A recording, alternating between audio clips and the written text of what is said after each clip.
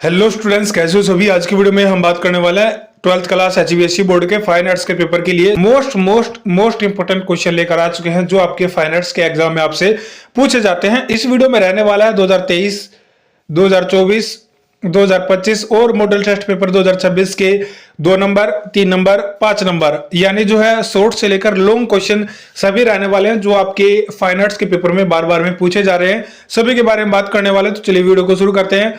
सबसे पहले बात करते हैं 2026 के मॉडल टेस्ट पेपर में जो 5 नंबर में पूछा गया है, वो ये सवाल है कि अमृता शेरगिल द्वारा रचित हल्दी पीसने वाली नामक चित्र का वर्णन करना है। और यही सेम क्वेश्चन जो 2024 के 2 नंबर के क्वेश्चन में पूछा हुआ है, तो आप जो इसको पढ़ सकते हैं।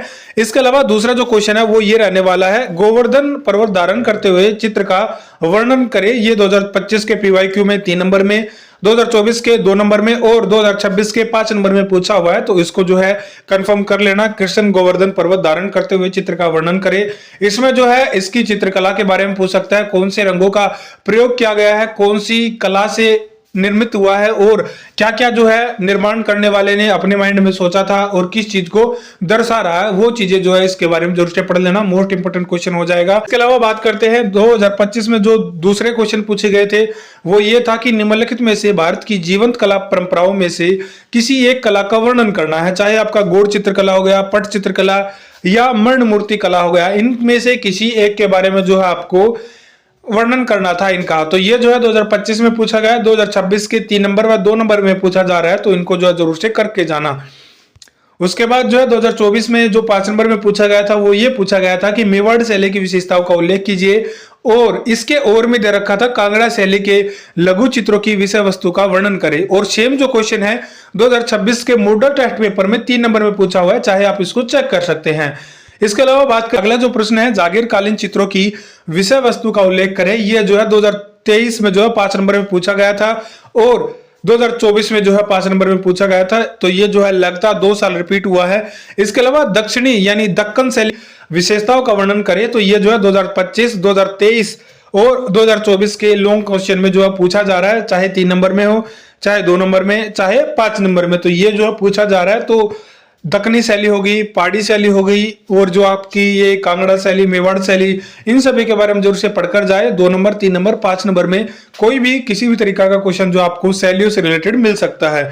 इसके अलावा 2023 में जो 5 नंबर में क्वेश्चन पूछा गया था, वो ये पूछा गया था, जागीरकालीन चित्रों की मुख्य विशेषता बताइए।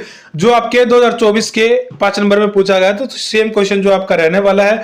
इसके अलावा ये जो है राजस्थानी चित्र शैली की मुख्य विशेषताओं का वर्णन करें। कौन से कलर का यूज किया जाता है, कैसे बनाए जाते हैं, क्या क्या मटेरियल यूज होता है, उसके बारे में रहने वाला, तो इसको भी जो जरूर से कर लेना। बात करते हैं 3 और 4 नंबर के क्वेश्चन। 2026 के मॉडल टेस्ट पेपर में जो 3 नंबर में क्वेश्चन पूछे गए हैं, वो पूछा गया बनी ठनी चित्र का संक्षिप्त वर्णन करें। तो ये जो बनी ठनी बहुत बार पूछा जाता है, 2024 में पूछा गया था, 2026 में पूछा गया है, तो हो सकता है ये जो आपके कला एग्जाम होने वाला है उसमें भी पूछा जाए। इसके अलावा कांगड़ा शैली के बारे में जरूर से पढ़ लेना। आधुनिक कला के प्रसिद्ध चित्रकार एम.एफ. हुसैन की चित्रकला पर प्रकाश डाले। और कौन सा चित्र किस कलाकार ने बनाया है उसका नाम जरूर से पढ़ लेना, क्योंकि कलाकार के नाम से रिलेटेड और कलाकार जो कौन से रंगों का प्रयोग करता है, कौन सी शैली में जो है उसने चित्रकला की है, वो रहने वाली है। तो ये जो है इंपॉर्टेंट क्वेश्चन हो जाएगा।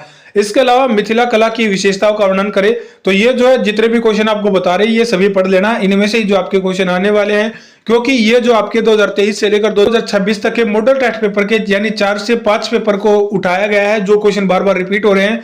वही के बाद 3 नंबर में बात करें तो बंगाल शैली की शुरुआत में किन 2 चित्रकारों ने योगदान दिया था, उसके बारे में वर्णन करना है।